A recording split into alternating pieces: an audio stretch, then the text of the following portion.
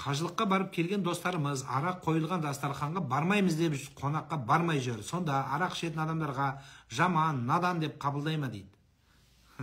Сонда не, арақ ішкен адамдар жақсы, красавчик, умница деп айтуымыз керек па не? Молодец, ішіп тұрыңдар, денсаулықтары үшін алып тұрыңдар, я ішіңдер деп айтамыз ба не?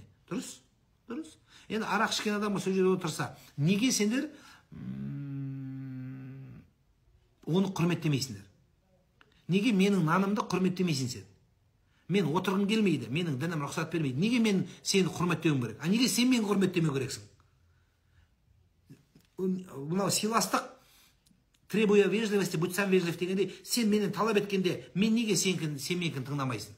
Неге сендер ол қажы достарын тыңдамайсыңдар? Ол Аллаға жақындап, бәлеміңді Алла үшін беріп, Құдай үшін бар қошылық келді. Енді сен мен араласайын десе, ортада бір бутылка проблема болып тұр. Сен саған шын достық керек болса, бутылканы лақтырып жіберсен. Саған достық керек жоқ, саған бутылка керек. Сен бутылкамен доссың. Сол үшін ортада бутылка тұрады. Саған шын дос, шын бақыт, шын құда, шын ағайын, шын жақсы керек болса, арамды лақтырып жібер, айт, маған сен керексің де. Маған сен керексің де. Болды тағам. Значит, саған ол маңызды емес дос. Ол досын дұрыс қылады, молодец ол. Енді ол отырса, соң сен айтпақсың ғой, қажыларды отырған біздің арақта десе, не болады сонда? Дұрыс емес ол.